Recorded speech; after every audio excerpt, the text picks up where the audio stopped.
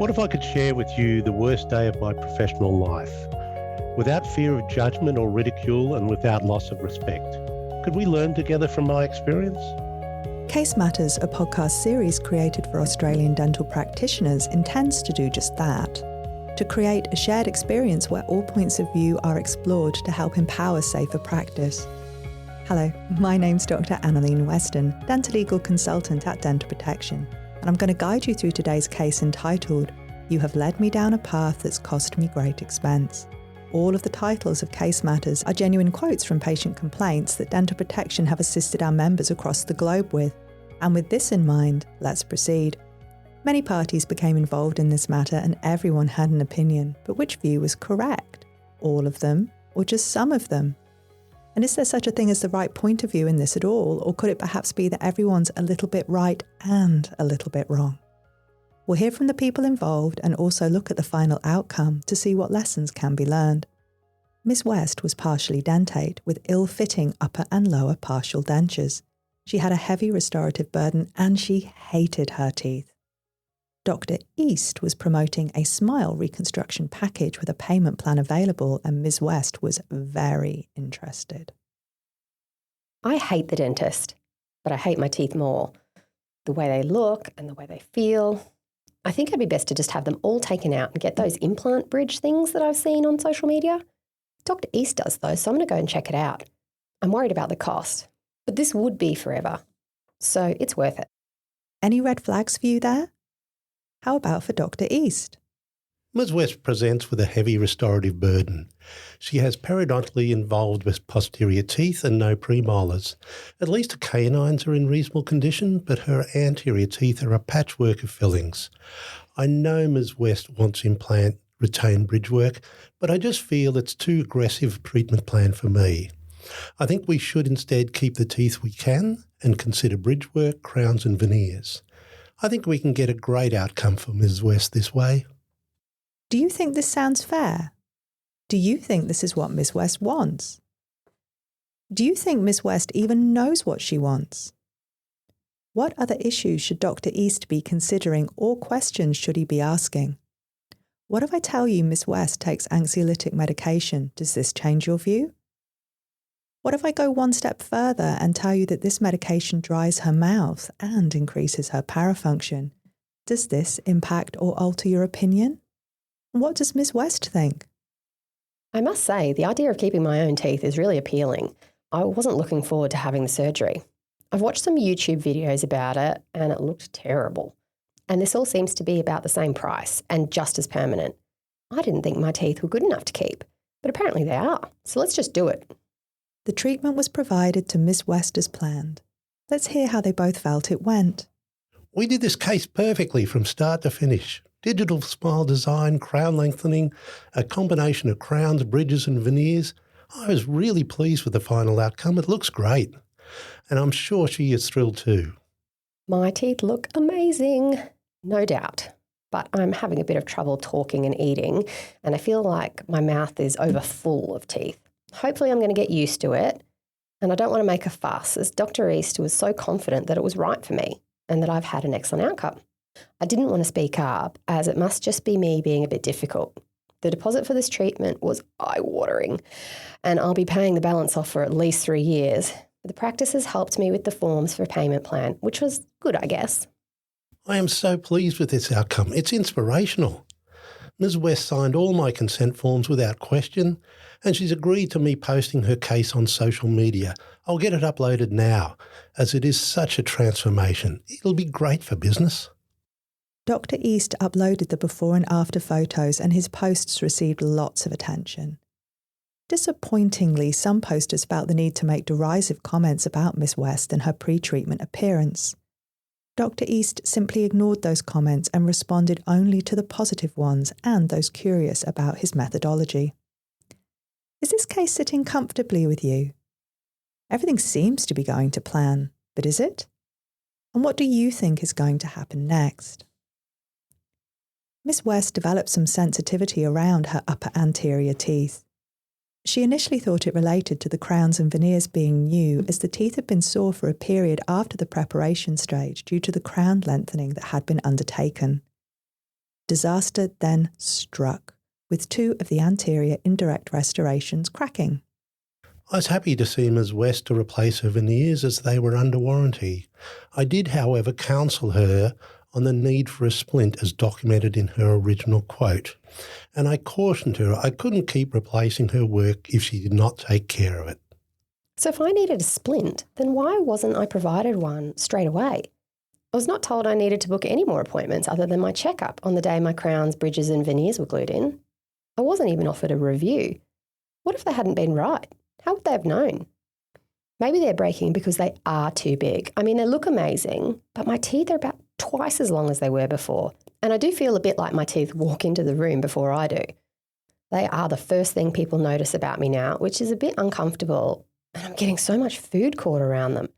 Maybe if they were smaller, it'd be less of a problem. I don't know. I'll ask Dr. East what he thinks. Ms. West raised her concerns with Dr. East at the splint insert appointment. They were not well received. Outrageous! How can she possibly say her teeth are too big now? We went through all of this and she signed off at every stage. She wasn't unhappy before, so why has she changed her mind? Because of the payment plan, probably. I've been burnt before by this, people having expensive plans and then not paying the entire balance, trying to create some issue to get a refund or avoid further payments. I reminded her about the form she signed and just left it at that. Do we think that did the trick at resolving Miss West's concerns? I really feel that Dr. East spoke so rudely to me. As a paying customer, I have the right to raise my concerns. I felt he was very unkind and that he was hiding behind his forms. I almost felt like he was going to rub my nose in them. But then he's the professional and he seemed to think I was just being silly. I'm going to sleep on this, with a splint in apparently, and see how I feel in a few days. Maybe this is all I needed. Maybe I am being unreasonable. I don't know. It's just all so alien to me. Maybe this is normal and I'm the one that's at fault. Miss West diligently used the splint. However, the pain around her anterior teeth did not dissipate. She ignored it at first, thinking she was breaking the splint in as one would a new pair of shoes, but the pain persisted. She was also a little afraid to call the practice. Then disaster struck for Miss West for a second time, this time in the form of the upper left posterior bridge falling out.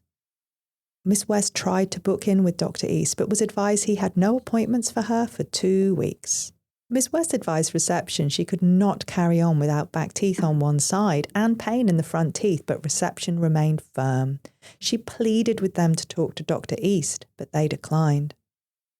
Miss West searched around for someone who could see her, and her friend from Pilates recommended Dr. North. Trepidatiously, she called and explained the situation and was advised that Dr. North kept emergency slots free every day and was duly scheduled that afternoon. Dr. North assessed Miss West and found the following.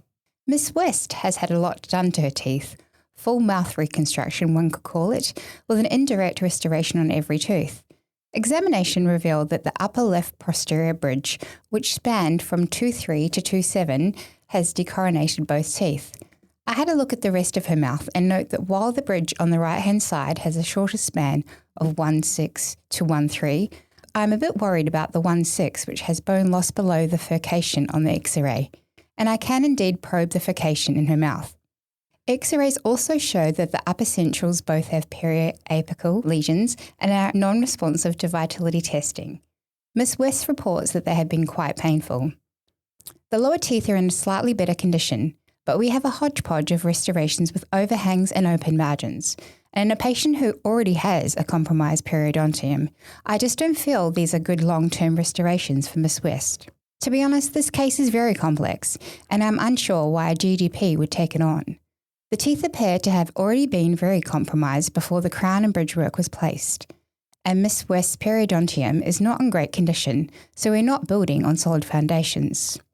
Her mouth is very dry, and a note from her medical history that she takes some medications that do cause this. She is also on anxiety medication, and I know the one she takes increases function. Her TMJ was very sore when I examined her, and she tells me that she feels overfull of teeth. I can't help but wonder if she has been over-opened, and I'm not sure that she can tolerate it. I apologised that I couldn't re-cement the bridge and took impressions for an upper partial in acrylic to tide her over while she waits to see the specialist endodontist and prosthodontist because I think we need to hear what they have to say. This would be a lot of information for anyone to digest. Let's hear Miss West's view. I can't believe after all this time in the chair and all of those needles and all of this money, I am back in a denture.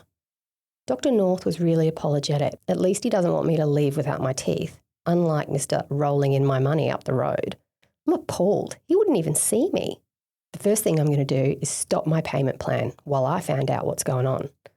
Not least because I shouldn't have to pay for that bridge as it's in Dr. North's bin right now. Miss West emailed the practice to advise them she was stopping her payment plan. She was sent a very abrupt email the following day advising her to recommence payments or be sent to debt collection. Miss West did not, and Dr. East quickly became aware of the issue. An apparent problem with the bridge is the reason she is refusing to make any payments, apparently. But she hasn't made an appointment to get it sorted, I noticed. I tried to give her a call to get this all cleared up, but had to leave a voicemail. I told her to stop messing about and make sure she was wearing a splint, come in and see me to get the bridge sorted and make her contracted payments. Stop messing about? Oh, I'll stop messing about, all right, starting with a letter of complaint. Dear Dr. East, firstly, how dare you be so rude to me over that voicemail? I'm disgusted that you would take that tone with me.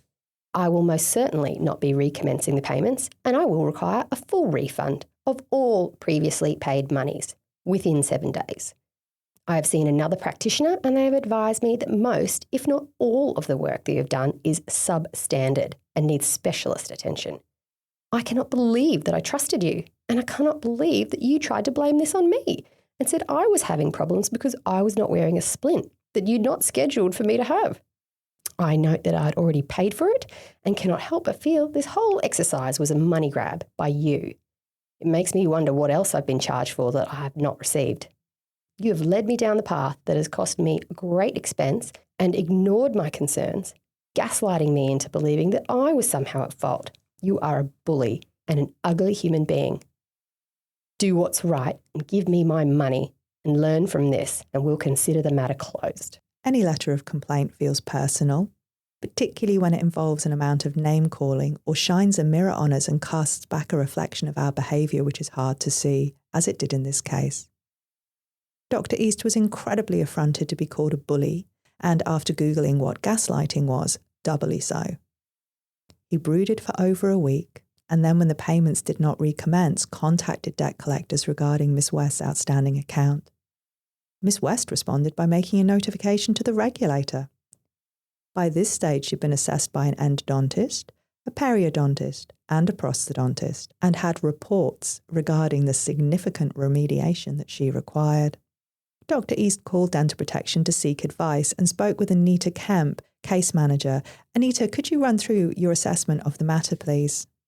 Certainly, Annalene. On face value, the treatment plan was appropriate, and treatment can and will fail for a variety of reasons. However, we didn't need to scratch far below the surface to find a series of vulnerabilities for Dr. East, starting with the consent process.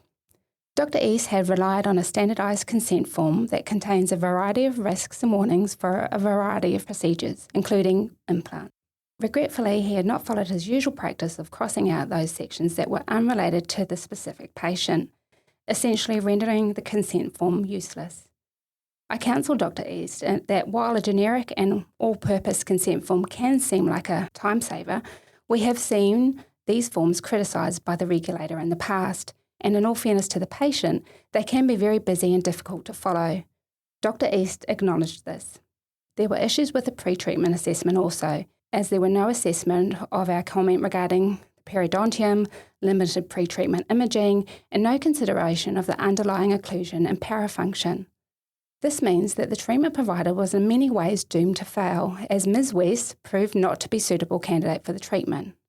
I also have no doubt that Dr. East is going to be criticised for failing to offer referral to a specialist. Dr. East did not take the feedback particularly well, as his perception of the treatment varied greatly from mine. We then moved on to look at the events following the treatment and the patient raising her concerns. On review of Dr. East's social media posts, I had concerns regarding where they would sit in the social media guidance from the Dental Board, as there was a mix of personal and professional posts, including some commentary on his views on vaccination and government's funding for certain groups. The post about Ms. West's treatment was also troubling, as some incredibly derogatory comments had been made about her teeth, and while her privacy had not been breached, there is no doubt that she would have been deeply upset by the comments made. Dr. East had selectively and professionally responded to some posts, but had left the derisive rhetoric commentary unchecked. As the poster of the comment, he does of course retain some responsibility for the comments that follow the post. Finally, failure to provide Ms. West with a planned and paid-for splint, assess her when she had contacted with post-operative issues, the questionable voicemail, and then sending her to the debt collector when she raised concerns about her care will not be viewed favourably by the regulator. Thanks, Anita. How then should Dr. East respond to this notification? In reflective fashion, Aline, as you're aware, the regulator encourages reflection, and based on the number of vulnerabilities for Dr. East, from pre-treatment all the way through to post-treatment management of issues, Dr. East would be best placed to not ride tall in his saddle and acknowledge these early, perhaps undertaking some preemptive CPD. Regretfully, Dr. East chose not to follow the advice provided by Dental Protection and submitted his own response, which was far from insightful. The regulator assessed the matter and responded as follows. The board has identified several deficiencies in the pre-treatment assessment of this patient, the consent process, and the management of her post-operative issues. Further, Dr. East has breached the code of conduct in relation to his interactions with Ms. West through the leaving of an inappropriate voicemail, ignoring her complaint, and the management of the social media post of her treatment. His social media presence and behavior towards Ms. West raise concerns about his professionalism and whether he is a fit and a proper person to be in the position of trust granted to a dental practitioner. Based on this, the board has formed a reasonable belief that Dr. East's performance is below the standard expected of a dental practitioner and amounts to unsatisfactory professional performance. Due to the depth and breadth of concerns, Dr. East is directed to attend a performance assessment that will include but not be limited to case assessment, medical histories, periodontal diagnosis, consent, treatment planning, and radiographic assessment. Following the outcome of this, the board will make final decision regarding the status of Dr. East's registration. Dr. East was devastated. This had not all played out as he'd expected. He was then hit by a second blow when he received a statement of claim from a law firm containing a highly critical expert report regarding the work he'd provided and demanding a significant compensatory payment. He contacted Dental Protection, and Anita assisted him through both processes, ultimately settling Miss West's claim out of court. Anita, I'm going to ask you to provide us with some final thoughts on the matter, please. Thanks, Annaline. Risk management has many moving parts, including how we assess our patients, the treatment we, in agreement with the patients, choose to provide to them, and how and the way we communicate with them, both through the conversation of consent and also our post-treatment discussions, particularly if they don't go to plan. As you're aware, communicating well with the patient in the first instance could have given Dr. East the opportunity to work directly with Ms. West and resolve her concerns. This would have led to significantly less heartache on both of their parts. Dr. East passed the performance assessment with flying colours, as knowledge and technical ability were not the key issues here. In many ways, Dr. East was blinded by his own ability and had become the victim of his own success. The requirement for a performance assessment shocked him and led him to put away his hubris and acknowledge that on this occasion had not performed to the professional standard expected of him by the regulator or by himself. The board accepted that Dr. East met the required technical standard. However, they placed conditions of a board-appointed mentor on Dr. East for a minimum of 12 months, to have comfort that he would have a sounding board for his professionalism and that the public were appropriately protected. We were able to resolve the legal matter swiftly and simply, and Ms. West now has a functioning dentition. That's good news indeed, Anita. Thank you, and thank you all for listening. I do hope you enjoyed this edition of Case Matters. What will you take away from this case? We'd love to hear. The cases discussed in Case Matters are presented as an educational aid to dental protection members and to act as a risk management tool. They're based on issues arising in dental protection cases in Australia, and some facts have been altered to preserve confidentiality. If you like dental protection podcasts and you'd like to hear more, please subscribe and leave a review.